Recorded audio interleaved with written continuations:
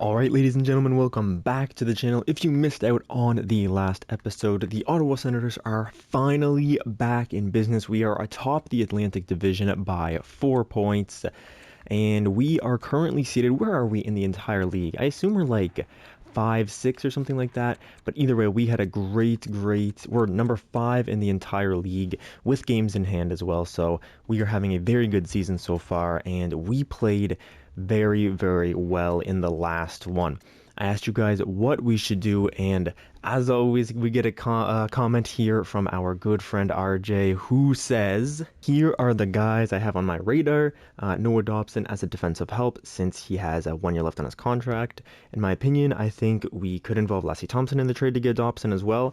Then put Gavrikov on the third pair and have a right side of Anderson, Dobson, and Gavrikov. If you guys don't know what the team looks like, let's have a quick look at it right now. This is what the offense looks like, so it looks pretty deep, and then defensively struggling a little bit with on the right side with an 83 and an 82, so putting an 85 overall Noah Dobson on that second line definitely would help out. Secondly, now he says Carter Verhaeghe on his radar as well, a cheaper option as he's only being paid $2 million for 1 year. He could potentially slide in as a third line center or winger role. Another depth option could be JT Compher as well, a nice 82 overall for the third or fourth line with decent stats. And finally, he says that we could try to acquire a better backup goalie because Mads Søgaard is not performing too well. Hope these help, and go Sens go. They do help very much, RJ, but if you guys don't know, Mads Søgaard here having a very poor season. He has 25 games played, only 11 wins, and he has an 892 save percentage. And it's not like he's been tearing it up in former years either. 3 years ago he had a great year, and 4 years ago as well, but then he dropped off the face of the earth here with an 877 and 892 save percentage respectively, so not good numbers at all. And I do think a backup goalie would be good for us, so I'm going to look into that. But without further ado, guys, let's get into the trades, because I think Noah Dobson needs to try to come to Ottawa. I'm going to try to make that happen, and I'll see you guys there. Alright guys, this is what I am thinking for Noah Dobson and JT Compher as well. I looked into Carter Verhaeghe, and I'm not sure if it's going to work out. I'll show you guys what I mean in a second, but let's start with Noah Dobson here. For Noah Dobson, basically, we are giving up Lassie Thompson and this guy Roy Pitt. So Lassie Thompson just worse than Noah Dobson, and then Roy Pitt for the value here. He's 20 years old, he's a 62 overall, and he's low elite. We drafted him last year in the 6th round, so a really good pickup for us, and we're flipping some really good value as well. A low elite, maybe it could be something, but at 20 years old, I'm not too certain that he's going to grow too much more. You know, he has 5 more years of growth, and maybe he'll get to like 78, maybe 80 if he's lucky, but not going to be you know, an incredible player, and he's never going to have this type of trade value ever really again. So I think it's a real good idea to flip him for Noah Dobson and JT Compher basically. So then Zacha Stopchuk also just in here for some trade value and somebody that they want. He's been in the system for a very long time, well, 3 years now, and he hasn't really shown anything too insane. He's listed as a fourth liner, a power forward, so maybe a change of scenery would be nice for him, and New York wants him as well. He's got really good physical stats, and 96 aggressiveness and 94 body checking, and some decent speed as well, but just doesn't have a place on the team. We have a pretty big logjam in that like the bottom 6 area, so JT Compher just coming in for depth, kind of maybe fourth line, third line type positioning here, or injuries. But the big trade here is for Noah Dobson, so let's see what they say to it. Actually, let's add a 7th round pick in here and then see what they say. Just to try to squeeze out as much as we can. Let's get it for next year, because I think our picks next year are kind of weak. So let's see what they say. Rejected. You're quite far off in value based on what you're offering. Doesn't meet our trade blocks particularly well. Okay, take the 7th out. What do you say now? It's accepted. Okay, so that 7th really did them in. Happy to accept this proposal on behalf of the New York Islanders. We consider it a done deal. As do I, my friend. Lula Morello, is that the Islanders GM? I think so. But either way, real big trade there for us, and it really improves our defense. If we look at it now, we have a right side of Rasmus Anderson, Noah Dobson, and Vladislav Gavrikov. So the defense looking pretty dang good, if I do say so myself, and just helps us out tremendously to get an extra 3 overall on that second line. Really good, and he fits the lines pretty well as well. So maybe if we, like, I don't know how we can get a +1 down here. But yeah, okay, fits the lines pretty decently as well, which is pretty good. All right, here we go. I'm going to try to trade away Mads Sogard to the Edmonton Oilers here for Adin Hill. In this universe, not the Adin Hill he was in the playoffs last year. I'll tell you that. Only 80 overall, but just a guy who we can pick up, basically, kind of just the same type of player. But hopefully, he's had some really good NHL seasons in this universe here with Philadelphia. He had 2 really good seasons back to back. So I'm hoping he can replicate that in the NHL level. Kind of a risk because he only has a 900 save percentage in the AHL, but 6'6", you can't really go wrong. He's making the exact same, and Mads Sogard has been horrible for us anyway, so maybe just a change of scenery will help both these goaltenders out. I'm going to see if I can get a 7th out of this. I don't think I can, but let's find out. Rejected. Okay, what about just straight up? And they would definitely do that. Oh yeah, we also have Justus Anunen in the back too, who I completely forgot about, but that could be something that we look into as well. But either way, they would do this trade, so let's get it done. And we got Adin Hill on the team now. Okay, now looking at Carter Verhaeghe, I think something like this might be the makings of a trade. I think we'd probably have to give up a pick as well. Maybe like a 4th round pick, or let's try a 6th round pick. I don't know if this is going to go through. It looks like the trade value is kind of even. Basically giving up Anthony Beauvillier and a low top 6 forward here, a grinder who's 20 years old, 65, probably won't grow that much. So just seeing if this will work. I think it might, but let's find out. Rejected, pretty far away in value, to be honest, and your offer doesn't meet our trade block needs that well. So I'll show you guys what I'm working with. Basically, it's kind of rough. They only want, they don't want anybody, actually. And so we have to go to rookie skaters and try to find somebody in here who can fit the bill. Maybe this Hunter guy, but he's still 19. Still has a lot of room to grow. So I don't know. It's kind of strange, and I don't think they have the space available to take on one of these guys. Maybe we give up Springus. He's 19, but he's 49 overall. Yeah, he won't really grow very much. What about this? A trade value looks like it's in our favor, but they don't want either of these two, so I'm not sure. Accepted. Okay. Okay, he's happy to accept this proposal on behalf of the Vegas Golden Knights. We consider it a done deal. Very well. Okay, so we got Carter Verhaeghe. We picked up everybody that we wanted to, which is super, super fantastic, and we did it for pretty cheap as well. So let's revamp this team and see what we're looking like, guys. Okay, so this is the new and improved Ottawa Senators roster here. The top 6 looks the exact same, as does the 3rd line, but the 4th line here looks different with Carter Verhaeghe on it. I know 4th line time is not that much, but 4-star defense will help us keep the puck out of the net, and I gave him penalty kill time as well, so he should hopefully help us out in that process there.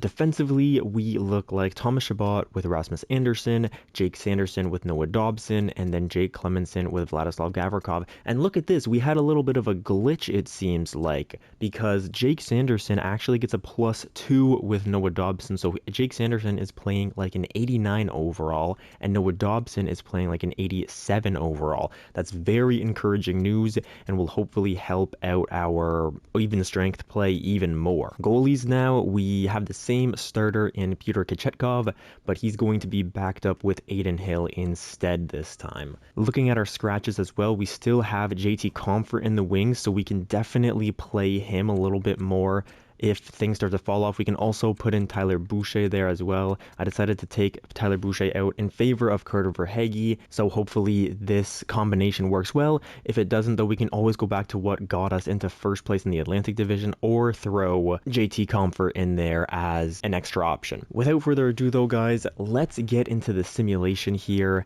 and we're not going to jump into the trade deadline or anything. I will just show you guys the trades afterwards, and we will see what the NHL shapes up to be. Okay, so these were all of our trades here. We picked up Noah Dobson and JT Compher for Lassie Thompson and Zakov Stopchuk. We also traded Mads Sogard for Adin Hill, and then picked up Carter Verhaeghe in exchange for Anthony Beauvillier and a prospect. Getting into the rest of the league now, Taylor Hall went to Montreal, and Nashville picked up a 2nd-round pick for him. Brad Marchand goes to Buffalo in exchange for a 2nd-round pick as well. Justin Harvey and Randy Millen to Nashville in exchange for a 3rd-round pick. Dennis Cholowski and Zed Jones. Then Colorado acquires Ricard Raquel and Libor Hayek in exchange for a second and a third round pick. Also, St. Louis puts out Blake Strubak in exchange for a third-round pick. I don't know, 2 third-round picks, actually, and William Karlsson. Wow, Montreal picks up 2 third-round picks and William Karlsson in exchange for this Blake Strubak. I wish you could click on the names and like look at their potential or their overall or something like that. I think that would be a really, really good feature. Here, Toronto acquires Alex Formenton and 2 fourths in exchange for Travis Dermott and a third. Dylan Coghlan goes to Pittsburgh with a third and a fourth in exchange for a second and a third round pick. So it looks like Pittsburgh kind of fleeced Carolina in that one, it feels like. Over here, Edmonton acquires Claude Giroux and a third round pick in exchange for Robert Oman and Wes Clemmy. Okay. Alexander Barabanov goes to New York from Boston, and Sean Sharma and Anthony Paluzzo go to Boston. Dallas gets a second and a seventh in exchange for Carson Soucy, a third and a sixth. Okay. Nils Hoglander goes to Toronto in exchange for a third and Hayden Fleury. Vladislav Nikushkin goes to Boston with a third round pick, and the Islanders pick up Hampus Lindholm. Okay, so the Islanders get rid of Noah Dobson, pick up Hampus Lindholm. Interesting. Then a second gets exchanged for 2/3. Weird. Okay. The New York Rangers get a third and a fourth for Hunter Brustowicz. And they also got a third back, so they basically trade Hunter Brustowicz for a fourth and Hag or something like that. Neil Pionk goes to Vancouver, and Winnipeg acquires Vasily Podkolzin and a third round pick and Scott Laughton. And then at the very top there, Minnesota gets a third and Nutivara and a fifth for Street and a fourth and a sixth. So picks and prospects exchanging. No massive trades, it doesn't feel like. No super big names going anywhere. So except maybe Taylor Hall's a kind of a big name that went to Montreal, but it looks like everybody just loading up on depth players and stuff like that. So pretty tame trade deadline. But now that we are out of it, let's go watch the very first game of our new and improved Ottawa Senators taking on the Buffalo Sabres. First period underway. We're down 2-0. Love to see it. Patrick Laine on Buffalo and Blankenberg both score to give Buffalo a 2-0 lead. Second period now, we come roaring back with Tim Stützle scoring on the power play. Tyler Toffoli gets them up by 2 once again, but then Walker Reimer and Matthew Joseph both score to get us back into this one. Here we go, boys. Third period is underway. We've got to kill off a 5-on-3, and we do successfully. And then Damien Pascal is going to rip one on the power play, and then Alex DeBrinken's going to snipe one on Ukko-Pekka Luukkonen in regulation as well. 10 minutes left now. They have a long power play, but our penalty killers, our new and improved penalty killers, actually kill that one off. Very well done, boys.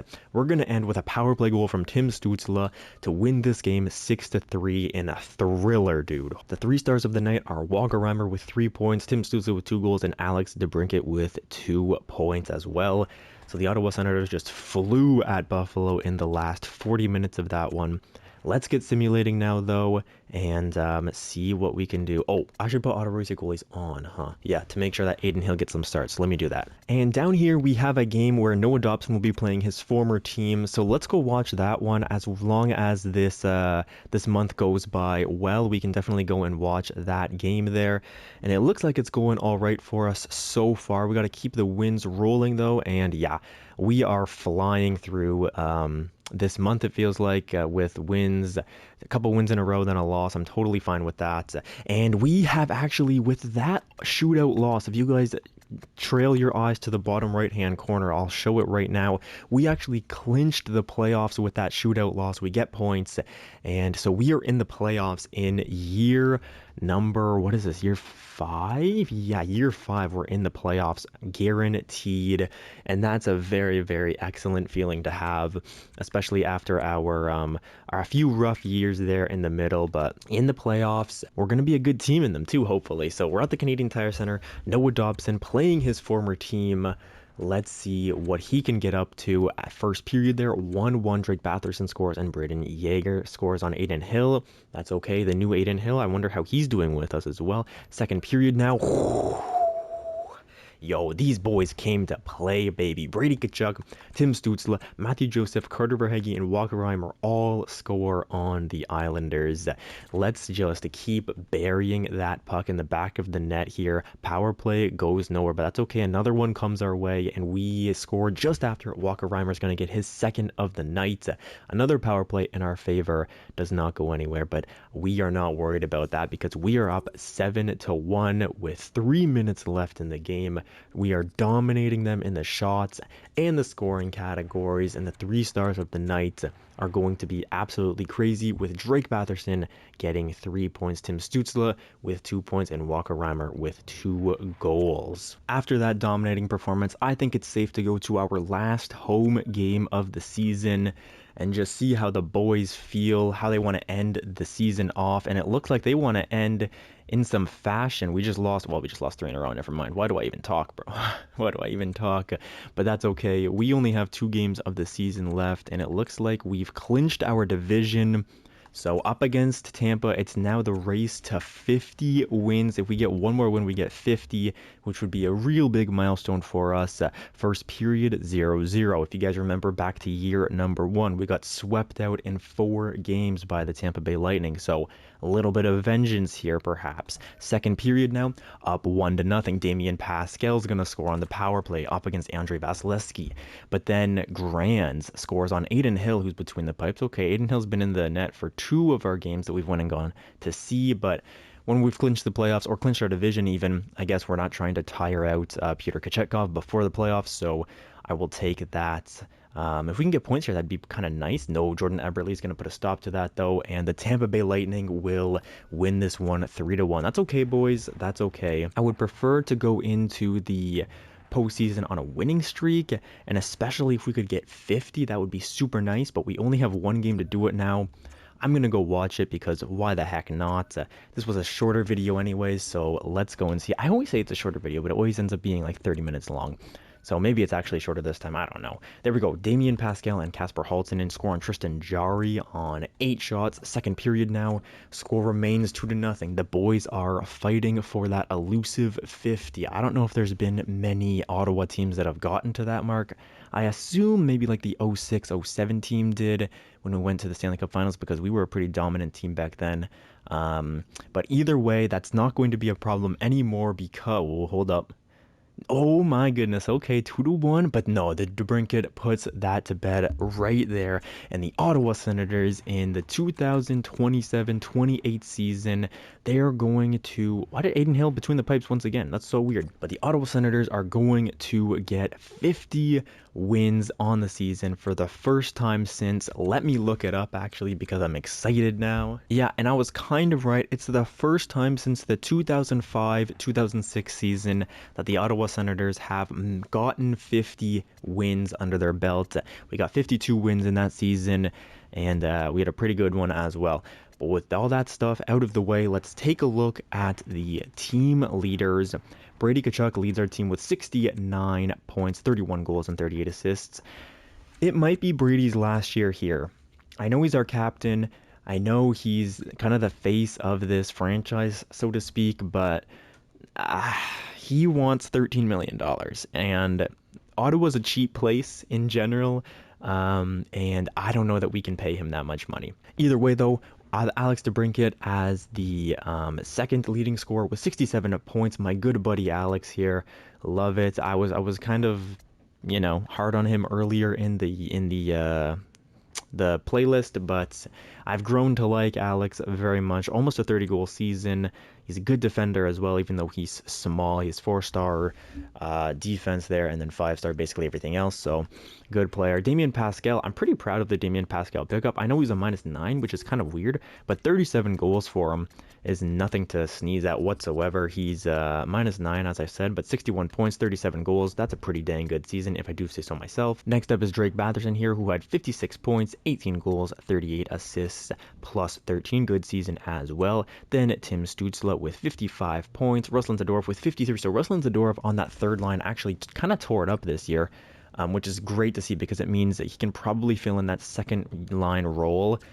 Maybe if Brady doesn't resign, we have Ruslan Zadorov to kind of pick it up for him. Then Thomas Chabot with 52 points, our first defenseman we see.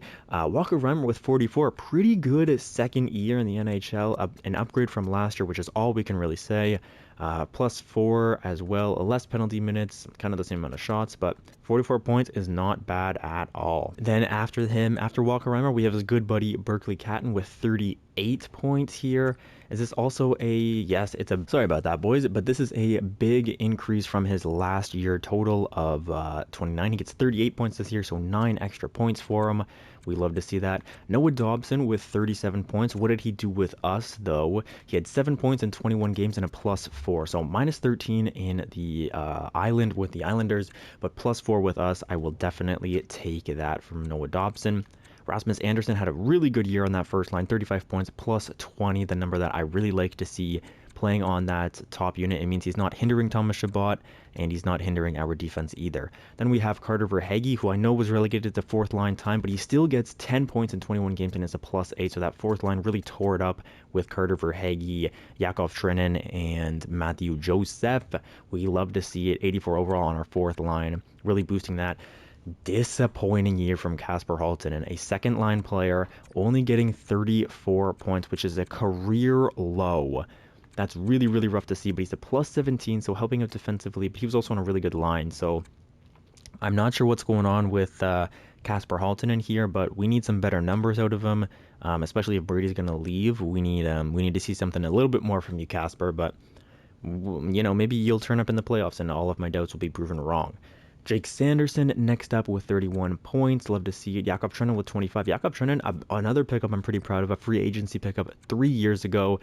He's kind of been hovering around that 20 point mark, but he's been he's only +1 for us in total, but I feel like he really anchors that fourth line down, and I definitely love to see it for sure. Jake Clemenson, in his second year, he grows to an 81 overall, and he has a better year as well, being getting 7 more points.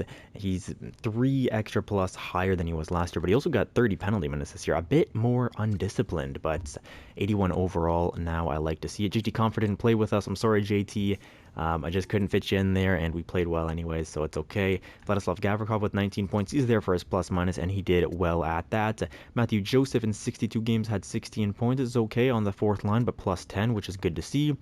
And then Tyler Boucher down here with 10 points as well. So all the boys playing very, very well. Let's look at the goaltenders now. Click the wrong button. Sorry about that. In between the pipes, Pyotr Kochetkov had a fantastic season, going 36, 12, and 3 with 4 shutouts and a .909 save percentage with only 2.63 goals against average. Pretty dang good for EA land.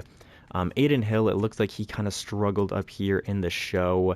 Yeah, he had 11 games played. He went 3-5-1 with an .880 save percentage and a 3.37 goals against average. So I think his goals against average was lower than Mads Sogard, but his save percentage was pretty rough still. So maybe an experiment that didn't work out quite too well, but we're in the playoffs, and that's all that matters. Looking at the entire league now, yep, who would have guessed? It's Austin Matthews and Kirill Kaprizov, the dynamic duo in Minnesota, getting it done with 119 points and 118 points. Matthews with 59 goals as well. Is that good for the Maurice Richard? Yes, it is. That's pretty insane. Those are pretty crazy numbers here. Those two in Minnesota, really rough. I'm happy we're in the East because this is a tough team to come across, especially in the playoffs, man. Next up, Connor McDavid, 103. Then Svechnikov, 101. Draisaitl, 101 as well. Mark Stone with 99. Trevor Zegras with 92.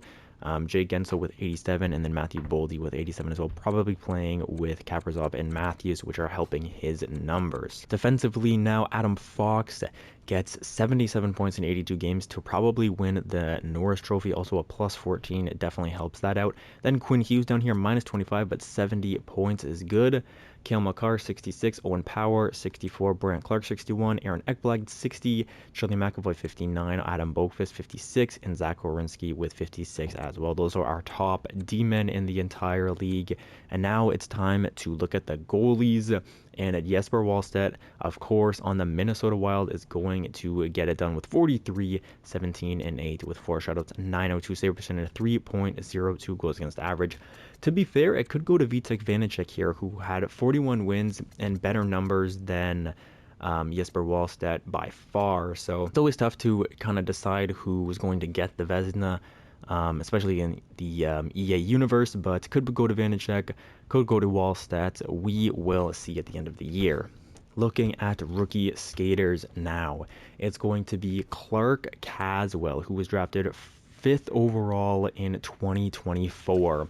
Who's going to make it? He drafted in 2024, only makes his rookie debut in 2028. So kind of weird, man. A weird rookie class. Reginald Pete, who was drafted 1st overall last year, gets 47 points, but 73 points in your rookie season is absolutely crazy from Clark Caswell. So congratulations to him. Perhaps playing alongside Reginald Pete. That would be kind of interesting to see. Just looking at their time on ice real quick. No, probably not. I assume they are playing on different lines, but this is what the rookie class looks like. You guys can pause and take a look at them if you would like to. Any rookie goaltenders? I don't think there's any really great rookie goalies this year. Is there? Not really. Rodrigo Turnbull, who was on those St. Louis Blues, goes 21, 38, and 8.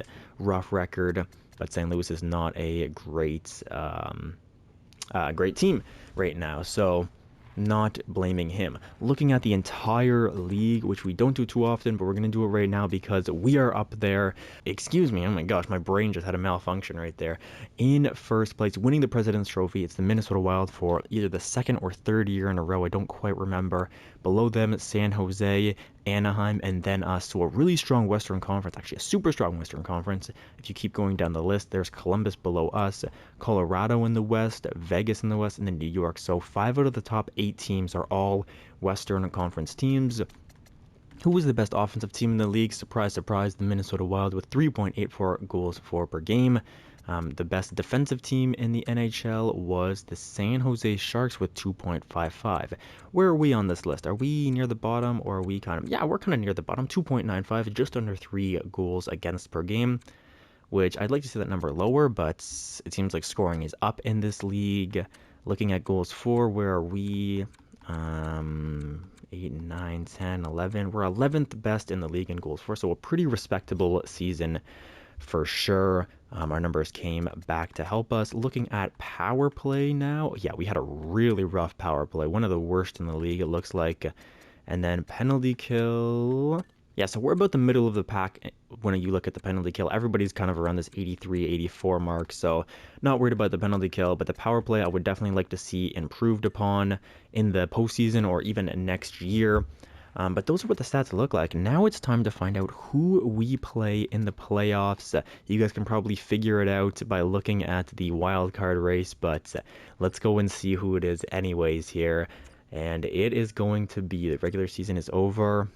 It is a rematch with the Detroit Red Wings, man. If you guys do not know, we played the Red Wings in, I think it was year 3 or 4, and we lost in 7 games, a 7-game thriller. So we're looking for vengeance, we're looking for redemption, and we're going to show the Detroit Red Wings that we are not a pushover.